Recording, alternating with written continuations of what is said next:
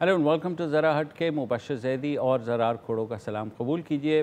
Call in day है, आपकी call दी जाएंगी, मगर शुरू में सिर्फ एक बात करनी है। जो यौम अली के जुलूस निकले हैं कराची में, लाड़काना में और लाहौर में खुसूसन, वहाँ SOPs की जिस तरह से वायलेशन की गई है, बहुत दुख की बात है कि हुकूमत ने इजाज़त दी इन जलूसों की, मगर उसके बावजूद जो जलूसों के मुंतज़मीन थे उन्होंने इस बात का ख्याल नहीं रखा। कोरोना के केसेस तेज़ी से बढ़ रहे हैं, तो मेरे ख़्याल में बहुत ज़रूरी था कि ख्याल रखा जाए, मगर कराची पुलिस ने कम से कम कुछ एक्शन लिया है। 50 मुकदमात दर्ज किए हैं, 200 लोगों को गिरफ़्तार किया है। जो शिया तंजीमें हैं वो इस पर एहतजाज कर रही हैं, मगर मेरे ख़्याल में वो इस बात की रिस्पॉन्सिबल हैं कि उन्होंने SOPs का ख्याल नहीं रखा। और ये ऐसा वक्त नहीं है कि हम किसी हुकूमती SOP को डिफ़ाई करके कोई फ़ख्र महसूस करें, या जितनी भी सबकी ज़ाहिर है हज़रत अली के हवाले से सबकी अक़ीदत है, मगर हुकूमत ने जो SOPs दिए थे उन पर अमल दरामद होना चाहिए था। क्यों ज़रार?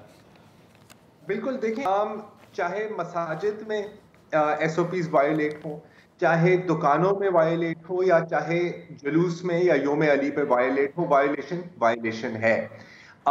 इसको कोई और रंग देने की कोई जरूरत नहीं है किसी को भी अगेंस्ट, या इसके फॉर तो आप हो ही नहीं सकते। अच्छा, दूसरी बात है कि आप हजरत अली के कॉल ही पढ़ लें तो उनमें इल्म, आपको इल्म हासिल होता है।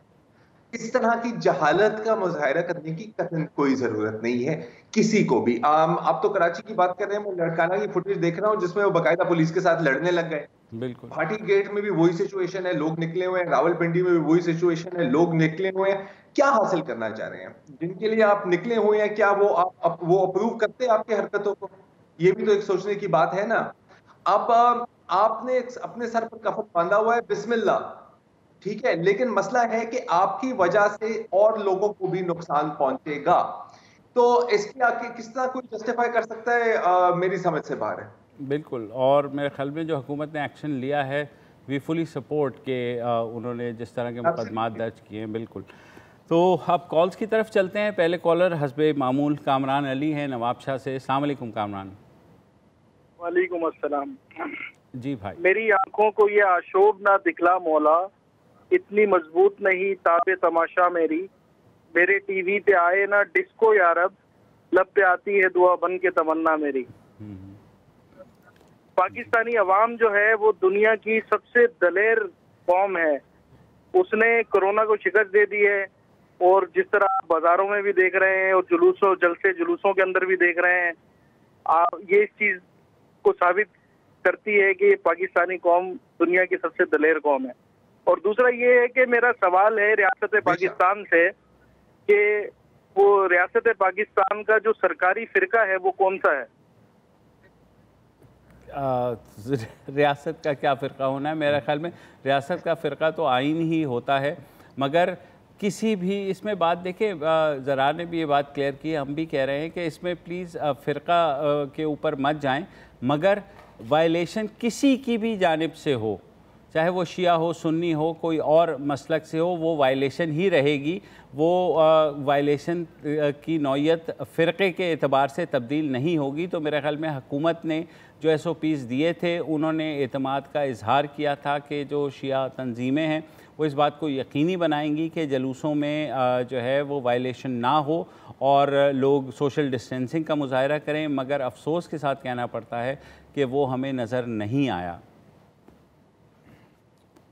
और राहिल अशर हैं हमारे साथ। देखिए, अगेन बार बार मुज़ाकरात हुए हैं। जी जी बिल्कुल। अस्सलाम वालेकुम। वालेकुम अस्सलाम। जी राहिल भाई। जी जी मुबशर भाई साहब, मैं दो बात करूंगा। अभी आप जो बात कर रहे थे SOPs की, आज भी इमरान खान साहब ने कहा जी SOP फॉलो करें। तो जब हमारा प्राइम मिनिस्टर खुद SOP फॉलो नहीं करता, आज मुतहदा के वक्त से मुलाकात की, सब मास्क में थे, वो नहीं थे। आपने SOP का असर देख लिया। मंडे से जो कराची में और बाकी पाकिस्तान में बाजार खुले हैं, इमरान खान कहते हैं कि जी गरीब मर गया, मिडिल क्लास मर गया। देखें, एलीट क्लास के पास तो चले पैसा है, पर कराची के बाजारों में मिडिल क्लास और लो मिडिल क्लास, आप हैदराबाद चले जाएं, आप करीमाबाद चले जाएं, लालूके चले जाएं, बाकी जगह चले जाएं, इनके पास आपका है परचेजिंग पावर है, इनके पास तो ये इमरान खान रोना रोने के जी गरीब मर गया, गरीब मर गया। गरीब ने तो बता दिया जी हमारे पास पैसा है, हम तो ईद पे शॉपिंग करेंगे। इससे बेहतर नहीं होता कि किसी की फीस दे देते, किसी का किराया दे देते, किसी की राशन डलवा देते। हमारे मुल्क में समझ में नहीं आता। SOPs कहते हैं जी SOP फॉलो कर लें, ट्रेनें खोल रहे हैं SOP फॉलो कर लीजिए, ट्रांसपोर्ट खोल रहे हैं SOP फॉलो कर लीजिए। आपको SOP का जो फॉलो करने का है अंजाम, वो आपने 4 दिन में पूरे पाकिस्तान में बाजारों में देख लिया। हमारे घर के पास ये शॉपिंग मॉल्स हैं लाइन से 3-4, इसमें SOP नाम की कोई चीज नहीं थी। वहां से गाड़ी गुजारना मुश्किल थी, रिक्शे चिंग चिंग की भरमाल, लोगों की भरमाल। मुझे बताइए तो फिर ये केसेस बढ़ेंगे। मुझे डर है कि जी अगर खुदा न खास्ते मेरे मुंह में खा के ज्यादा केसेस बढ़ गए तो इमरान खान ये कहेंगे जी मुझे तो नहीं पता, एलीट क्लास ने मुझसे लॉकडाउन लिफ्ट करवा लिया था। आखिरी बात करूंगा जी, हमें ईद नहीं मनानी, हमें अपने रब को मनाना है। बहुत शुक्रिया जी, अस्सलाम वालेकुम। बहुत खूबसूरत बात की है आपने राहील कि हमने अपने रब को मनाना है। 100% मैं अग्री करता हूँ राहील भाई से। और देखें, अब अगर जो लोग मतलब इस तरह निकल रहे हैं, आई मीन चाहे वो बाजारों में हो, चाहे वो कहीं और भीड़ कर रहे हो, हम लड़ के जो ताजिर तंजीमें, कल ही हम बात कर रहे थे, कल परसों बात कर रहे थे पूनम वाला से, और वो खुद अपना सर पकड़ के बैठे हुए थे कि यार हमने ताजिरों के लिए एक जंग लड़ी हुकूमत के साथ, इतनी मुश्किल से SOPs आपने डिसाइड की और आपने उस पर भी अमल नहीं किया। वो पंजाब के इंडस्ट्रीज मिनिस्टर भी, मेरे ख्याल आप जो उनका सॉर्ट चला रहे थे, वो भी यही बात कर रहे थे कि यार आपने तो हमें कहीं का नहीं छोड़ा। तो अब अगर इतनी जिद्दोजहद और इतनी लड़ाई के बाद आप चीजें खुलवा भी रहे हैं और फिर आप SOPs नहीं फॉलो कर रहे, तो फिर you deserve what you get. ठीक है, फिर अगर आपकी दुकानें बंद हो, फिर अगर आप गिरफ्तार हो, फिर ऊपर अगर आपसे पुलिस पैसे भी लेके यार नहीं तो हम आपको अंदर कर रहे हैं, तो बिल्कुल सर आप लायक ही ऐसे हैं, फिर आपके साथ होना भी यही चाहिए। और मैं क्या कह सकता हूँ। सही बात। शाहद सिद्दीकी हैं हमारे साथ कराची से ही। अस्सलाम वालेकुम शाहद। अस्सलाम वालेकुम। कैसे भाई? सर आपसे एक दरख्वास्त ये है कि प्राइम मिनिस्टर हमारे कहते हैं लॉक अप करो और 3.5 सूबा कहते हैं लॉकडाउन करो। यकीन करें एक जमाने में कराची में लोगों ने गाड़ी में 3-3 झंडे रखने शुरू कर दिए थे, जिस इलाके से गुजरते वो झंडा निकाल लेते थे, बच जाते थे। तो यहाँ पर भी अब ये कैफियत होगी, सर्कुलर लेके आप घूमेंगे कि ये PM का, ये लोकल सूबे का। अब मसले की बात यह कि इन्हें दिलचस्पी लॉकडाउन और लॉकअप से नहीं है। लॉकअप करके भी देख लिया प्राइम मिनिस्टर। SOP क्या चीज है? SOP वो देते हैं अपना PM हाउस के जो इर्द गिर्द के गांव है ना, यकीन करें वो पैदल घूमे, वहां देख लें वो SOP। जब वो उसको कहेंगे SOP, वो कहेगा क्या चीज कह रहे हो जी? ये हुलिया बदल के, जैसे वो हमारी बहन बुर्का बदल के सब जगह गई हैं। PM साहब दाढ़ी और पगड़ी लगा के जरा W11 की बस में चढ़ के देख लें और हैदराबाद की बस में चढ़ के देख लें या रेल में, तो उसके बाद वापस आके स्टेटमेंट, ये लॉकडाउन अप नहीं कहेंगे, ये लॉकअप कर दो। वो फिर ये कहेंगे पूरे पाकिस्तान को लॉकअप कर दो, क्योंकि ये ग्राउंड पे जाते ही नहीं है। जब जाएंगे नहीं तो फैसले क्या से करेंगे? जाहिर बात। जब आप इस पर रोशनी डाल दें। बिल्कुल रोशनी, क्या आपने इतनी तफसील से रोशनी डाल दी है। शाहद साहब ने जो अभी ये झंडों वाली बात की यार, ये 100% सच है। मैंने खुद ऐसे किया हुआ है। एक जमाना था कि आप चाहते भी कि नहीं यार हम तो आपके साथ है, देखे आपका ही झंडा है हमारे पास। ये जो स्मार्ट लॉकडाउन की बात है ना यार, कभी कभी आज मैंने बड़ी अच्छा जुमला पढ़ा कि लगता है कि हमने अपनी स्मार्ट्स को ही लॉकडाउन कर दिया है, बाकी सब बेवकूफियां तो खुली फिर रही हैं। बिल्कुल ऐसा ही है 100%। और जो स्मार्ट लॉकडाउन की बात करते हैं, ज़रा हम जो सिंपल लॉकडाउन है वो इफ़ेक्टिव बना नहीं सके। हम बातें हमसे करवा लो स्मार्ट लॉकडाउन की, बस वो कहीं से आप पकड़ लेते हैं वेस्ट से। कितने साल हो गए पाकिस्तान को कायम होने होकर? 70 समथिंग ना जी। अभी तक हम सिग्नल पर नहीं रुकते यार। सही बात। ठीक है ना, हम कतारों में खड़े होते हैं जब हम दुबई एयरपोर्ट पहुंचते हैं। सही बात है। या हम कहीं बाहर जाते हैं, यहाँ पर तो डंडे मार मार के लोगों को कतारों में खड़ा करना पड़ता है और हमने SOPs फॉलो करती है। बिल्कुल अल्हम्दुलिल्लाह यार। लेते हैं और ब्रेक के बाद वापस आते हैं।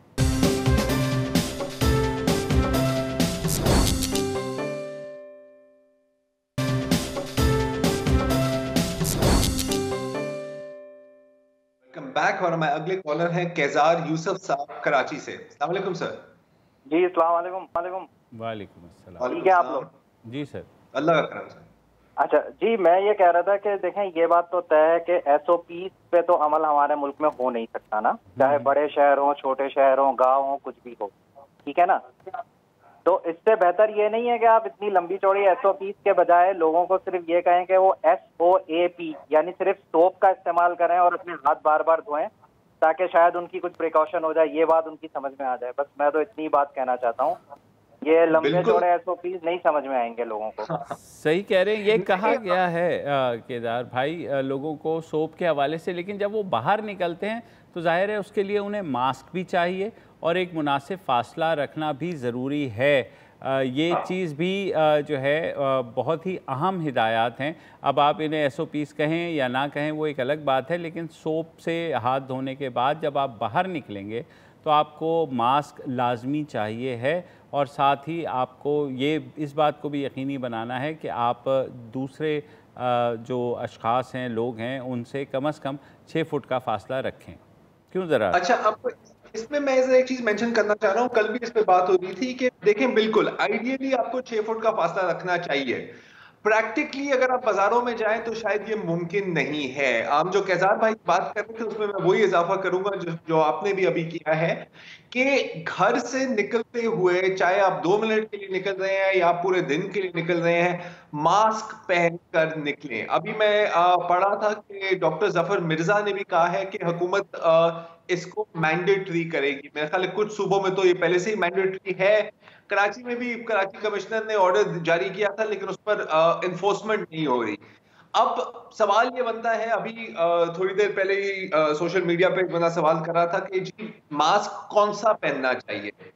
तो मेरी राय में आप अगर एक रुमाल भी अपने मुंह पर बांध लें या कोई भी क्लॉथ या ऐसी कोई चीज बांध लें तो एक नॉर्मल बंदे के लिए ये काफी है। नॉर्मल बंदे से मेरी मुराद है कि अनलेस कि अगर आप फॉर एग्जांपल डॉक्टर हैं या आप कोई इमरजेंसी वार्ड में हैं तो फिर आपको N95 और इस तरह के मास्क की जरूरत है। आम आवाम को इस तरह की मास्क की जरूरत नहीं है।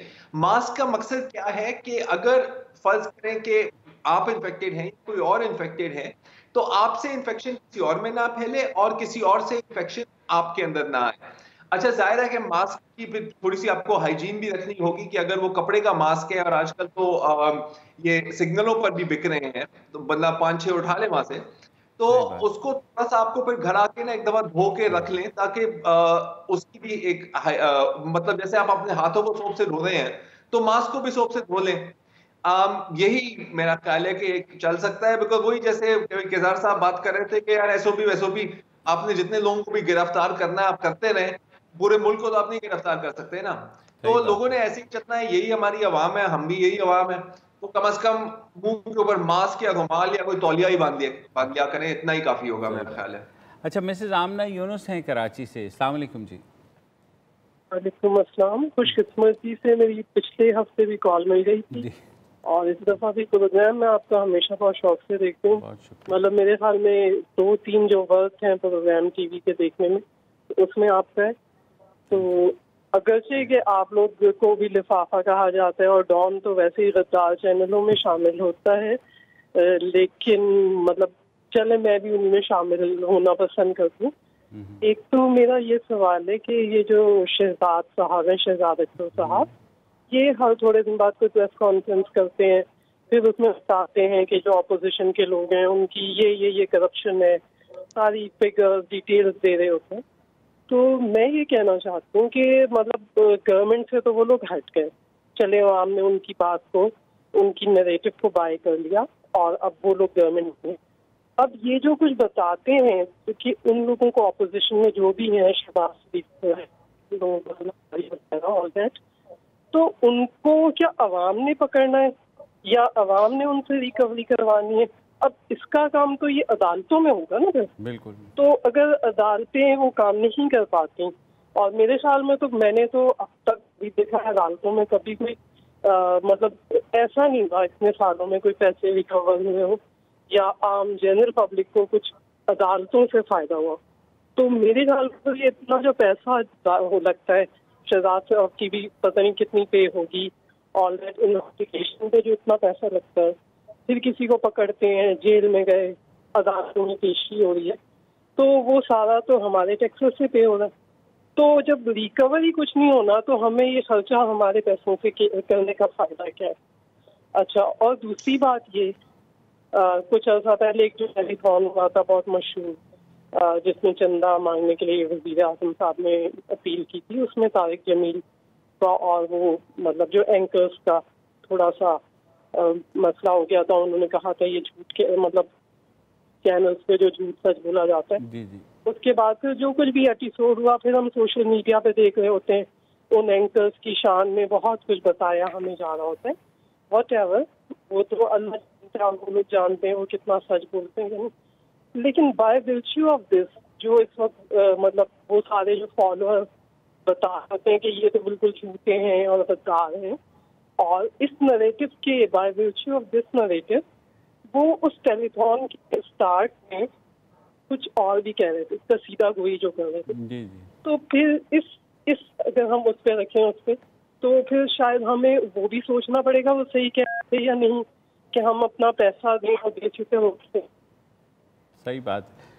दोनों आपकी बातें देखें, जहाँ तक शहजाद अकबर साहब का सवाल है तो 2 साल से वो ये कह रहे हैं कि उन्होंने बहुत कुछ अनर्थ कर लिया है और वो बाहर से भी पैसा लेकर के आएंगे। बहुत अच्छी बात है अगर ले आएँ, लेकिन अभी तक उसकी कोई इंडिकेशन मिली नहीं है। वो प्रेस कॉन्फ्रेंसेस ज़रूर करते हैं, मगर जैसे ही अव्वल तो केस बहुत सी चीज़ों पर अभी तक नहीं बने, जिन पे बन जाते हैं वो अदालतों में जा कर के वहाँ से उनको वो जो है एक्सेप्टेंस नहीं मिलती जो हमें प्रेस कॉन्फ्रेंसेस में दिखाया जाता है। मगर ये तरीक़ाकार देखें, अपोजिशन को पिन डाउन करने का ये तरीका आज का नहीं है। ये नवाज़ शरीफ ने भी ये एम्प्लॉय किया है, आसिफ अली जरदारी के दौर में भी ये एम्प्लॉय हुआ है। तो जो भी हुकूमत आती है उसका ये तरीका है कि जितना कीचड़ उछाल सकते हैं उछाल दें। ये बात नहीं है कि इन जो इल्ज़ामात हैं इनमें कोई हकीकत नहीं होगी, लेकिन देखिए हकीकत जब अदालत में जाकर के प्रूव नहीं होती तो मेरे ख़्याल में फिर लोगों का जो एहतसाब के ऊपर वो उनका कॉन्फिडेंस है या ईमान है वो डामाडोल होना शुरू हो जाता है, और वो फिर इवेंचुअली इसको इस नज़र से देखना शुरू कर देते हैं कि ये जो है सिर्फ़ और सिर्फ अपोजिशन के ऊपर कीचड़ उछालने की एक कोशिश है। एक ब्रेक ले लेते हैं और ब्रेक के बाद आते हैं।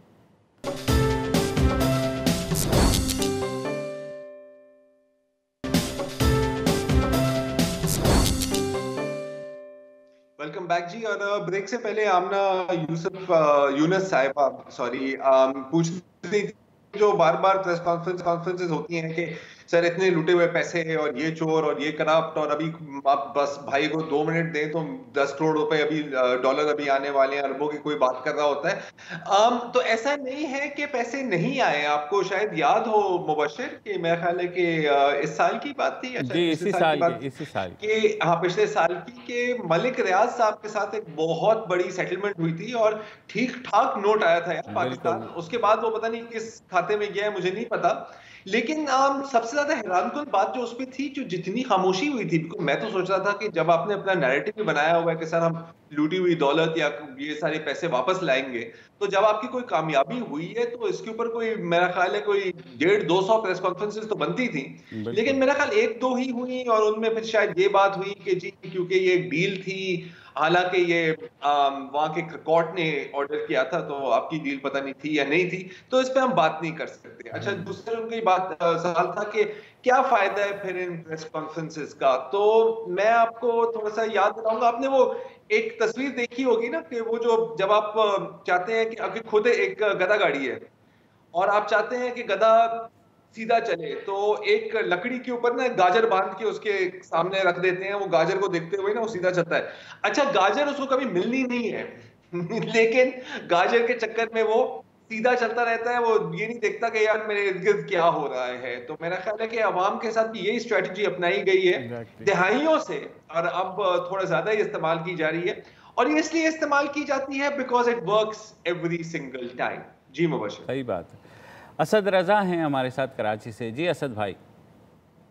अस्सलाम वालेकुम। वालेकुम अस्सलाम। जी सर, सबसे पहले तो आप लोगों का बहुत बहुत शुक्रिया, तो इंतजार के बाद कॉल मिली। जी जी। खैर, थोड़ा आगाज इस वजह से ही करूंगा सर ये मट्टी का आदम है, मट्टी के बंदे, मट्टी का है ये सारा जहां, ना ऑपोजिशन ना हुकूमत ना किसी को मैं डायरेक्ट, जाहिर सी बात है जो इस वक्त के मेरे वजीर आजम है, आप हजरात के तवस्सुस से उनको कुछ पैगामात दे रहा हूँ और यकीनन आप लोगों के लिए भी सोच के कुछ पैरहन दे रहा हूँ। कहा जाता है कि जी पूत के पांव पालने में नजर आ जाते हैं, तो इन्होंने ये कहा था कि मैं रियासत मदीना बनाऊंगा। ये अब तक मीडिया पर ये सादर नहीं कर सके कि हमारी बेटियां, बहनें, माएँ उनके सरों पर ये दुपट्टा पहना सकें। ये कोरोना से दीगर हट की बात है, लेकिन अब मैं टॉपिक पर आ जाता हूँ। फिर ये फरमाते हैं कि जी हम 12,000 रुपए फीकस हर घर में पहुंचाएंगे, हर खानदान को पहुंचाएंगे। जहां जहां बिजली के बिल, गैस के बिल जा रहे हैं, जहां जहां एक कूड़ा उठाने वाला हर हाल में, मुझे नहीं मालूम जी कि यूनियन काउंसिल क्या है, मुझे नहीं मालूम कि इदारे कहाँ से हैं जहाँ से बिजली का, गैस का और टेलीफोन का बिल गिरता है, आप वहां पर कैसे पाबंद नहीं कर सकते थे कि ये एक एक थैली हर उस कच्ची आबादी में पहुंचे जहां बिजली का बिल जा रहा है, जहां गैस का बिल जा रहा है, या मुतवसत तक एरिया ऐसा आ जाता है 80 गज का, 100 गज की जो भी एरिया है, वहां पर ये राशन जाए। आप सिर्फ जा रहे नहीं, हमारी हुकूमत ने इतना कर दिया। बड़ी माजरत के साथ बड़ा दिल दुखता है जी, मैं भी बहुत एक, आप ये समझ लें मिडिल क्लास फैमिली से ही ताल्लुक रखता हूँ। ऑब्जर्वेशंस हम सबकी बहुत ज्यादा हैं। जितना ये बोल रहे हैं कुछ नहीं हो रहा है, कुछ नहीं कर रहे हैं, अगर ये चाहें सबको पाबंद कर सकते हैं, इसका मतलब सिंपल इन द लास्ट एक चीज आ जाती है कि हुकूमत की रिट नहीं है। आप सिर्फ पीपल्स पार्टी को बोल रहे हैं, आप नवाज को बोल रहे हैं, अना में घिर गए, इन्हें सिर्फ सजा दिलवानी है और कुछ नहीं करना है। उस अना में इन्होंने रोंद के रख दिया। अब ये ट्रांसपोर्ट खुलवाने पर जा रहे हैं, इनको इतनी तमीज नहीं रही है कि 3 फीट और 6 फीट में क्या फर्क होता है।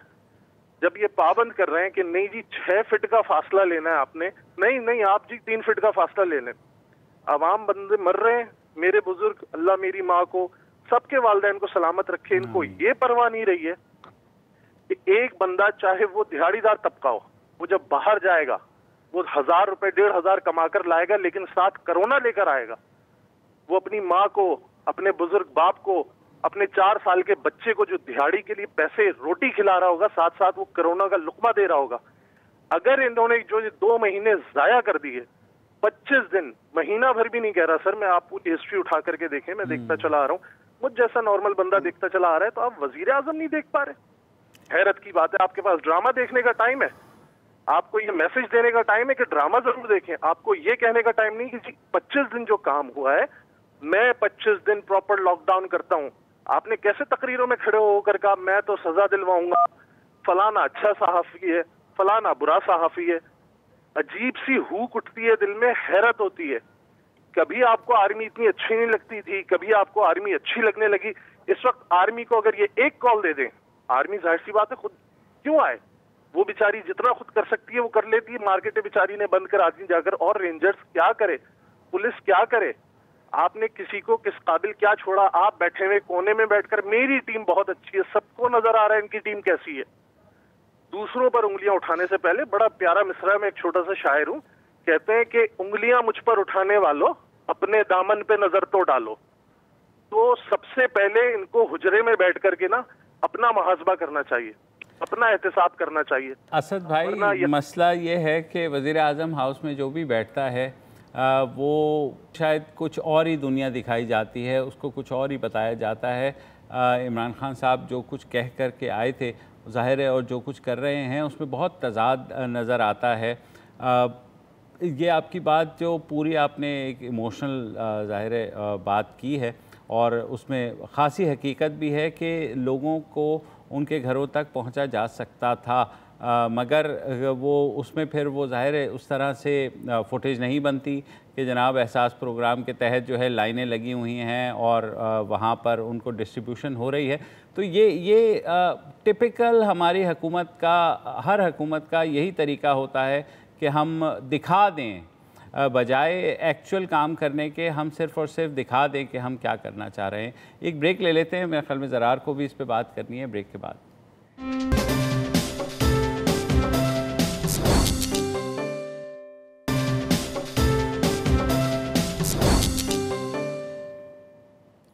Welcome back. हमारे साथ तारिक महमूद साहब हैं कराची से। जी तारिक साहब। हेलो। अस्सलाम वालेकुम। वालेकुम अस्सलाम। जी सर। ये पिछले 3-4 माह से तकरीबन हर चैनल के टॉक शोज में जी जी शुगर माफिया और यासा माफिया जी जी का मौजू बहुत जोर शोर से ज़ेर बहस रहा है। लेकिन अफसोस इस बात का है कि अभी तक इसकी रूट काज अंडर डिस्कशन नहीं हुए। यानी कि डेवलप कैसे हुआ ये माफिया। अगर हम पिछले 50 साल में चले जाए, पीछे चले जाए, तो एक ज़माना होता था कि मुल्क के कारोबारी तबके को उर्फ़े आम में 22 खानदान के नाम से पुकारा जाता था। ठीक, वो 22 खानदान जो थे वो मुल्क के बेहतरीन कारोबारी लोग थे और जब तक कारोबार हकीकी मानों में उनके हाथ में रहा, कारोबारी तबका भी खुशहाल रहा, उसमें काम करने वाले मजदूर, लेबर, मुलाजमीन वो भी खुशहाल रहे। आवाम को क्वालिटी वाली चीज़ और सस्ती और अर्ज़ान तौर पे मिली। आप रिकॉर्ड चेक कर लें, 85 से पहले, ये 85-90 से पहले अगर आप देखें। हेलो जी जी बिल्कुल सुन रहे हैं। तो जहांगीर ट्रेन को कौन जानता था? एक छोटा सा एक जिम्मेदार टाइप का आदमी था, दुनियापुर का रहने वाला, उसको कौन जानता था शुगर मिल के अंदर। और ये आप दुनिया में बेशुमार जनरल गुजरे हैं, आप किसी एक जनरल का नाम मुझे बताएं कि जिसकी औलाद शुगर मिलों की मालिक हो। ये सारा इराक क्या पाकिस्तान के हिस्से में है ये सब चीज़ें?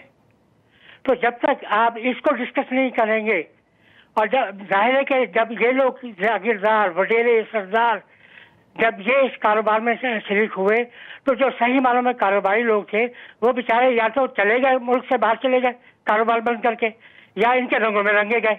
और यही वजह है कि आज ये चीनी जो कभी 8 रुपये 6 रुपये किलो होती थी, आज 80 रुपये 85 रुपये। नंबर 1। नंबर 2, ये ड्यूटी फ्री स्टोर जो बना रखा है सफेद हाथी, इसका मुल्क की आवाम को क्या फायदा है? सही बात है तारिक भाई, आपकी बात एक बजाते खुद एक बहुत बड़ा सब्जेक्ट है जिस पर बात होनी चाहिए कि हमारा निज़ाम इस्तेहसाली है, कार्टेलाइजेशन है और जो वक्त के साथ साथ बढ़ती जा रही है। तो ये जब कार्टेलाइजेशन को तोड़ने के लिए बिल्कुल कुछ ना कुछ करना पड़ेगा, वरना ये इंटरेस्ट ग्रुप्स जो बन जाते हैं, जो हर हुकूमत को सपोर्ट करते हैं और इन रिटर्न उनसे बेनिफिट्स लेते हैं, ये सिलसिला जो है बहुत ज़्यादा बढ़ गया है। और गुज़िश्ता तकरीबन 20 सालों में तो हमने यही देखा है कि हर इंटरेस्ट ग्रुप ने हर हुकूमत से कोई ना कोई फ़ायदा लिया है। बहरहाल इंतज़ार करेंगे कि देखें ये रिपोर्ट से अब आती हुकूमतें आती हैं, हुकूमत जाती हैं, जमहूरियत आती है, जमहूरियत जाती है। कार्टेल और माफिया जो है ना वो सदाबहार होते हैं। सही बात। और उनकी हर एक बंदे के साथ कॉन्टैक्ट्स हैं, हर एक तबके के साथ और हर एक पॉलिटिकल पार्टी और पावर सेंटर के साथ। यही मसला है और मुझे तो कभी हल्दी नजर होते हुए देखा। हाँ अच्छा, मोहम्मद इमरान हैं लाहौर से। जी इमरान भाई। जी अस्सलाम वालेकुम। वालेकुम अस्सलाम। जी इमरान। जी सर कैसे हैं? जी सर बताइए। मैं सर सिर्फ ये एक छोटा सा मैसेज देना चाह रहा हूँ। हाँ हाँ। कि जिस तरह हुकूमत ने लॉकडाउन किया जी, 15 दिन के लिए लॉकडाउन किया, तो आया कि अगर ये बिल्कुल 15 या 20 दिन के लिए बिल्कुल कर्फ्यू लगा देते तो एक इंसान एक दूसरे को सपोर्ट भी कर सकता था 15-20 दिन के लिए। तो अगर ये 15-20 दिन के लिए बिल्कुल कर्फ्यू लगा देते, आया कि इतनी अमवात और इतने ये कोरोना के पेशेंट नहीं बढ़ रहे थे। जी इमरान भाई, इस पे बहुत ज़्यादा डिबेट होती है कि क्या किस कदर लॉकडाउन, लेकिन अब जाहिर है लॉकडाउन नरम हो गया। हाँ, तो ये बहस तो जाहिर है शुरू में डॉक्टर्स ने बड़ा इस पर एडवाइस किया, मगर हमारे वज़ीर आज़म और हमारे सूबाई हुकूमतों ने उस तरह से इसको नहीं लिया कि जिस तरह लेना चाहिए था। मगर यही वो है जो हम हैं कि हम कमिटमेंट करते हैं मगर उसको उस तरीके से ऑनर शायद नहीं कर पाते। आज के लिए इतना ही, मंडे को फिर हाजिर होंगे। इजाज़त दीजिए। अस्सलाम वालेकुम। अगर आपको हमारे शो पसंद आया है तो प्लीज़ हमारे YouTube चैनल को सब्सक्राइब करें और अगर मुनासिब समझे तो इस वीडियो को लाइक भी कर लें, तो कोई हर्ज नहीं है, और शेयर भी कर लें और कमेंट भी कर दें जी, वरना वो सब ऐसे ही लिखते रहेंगे। और ये जो दोनों कह रहे हैं ये कर लें जी प्लीज़, नहीं तो हमें भी घर जाना है, मैं आपके कंप्यूटर में नहीं रहना 24 घंटे। सही बात।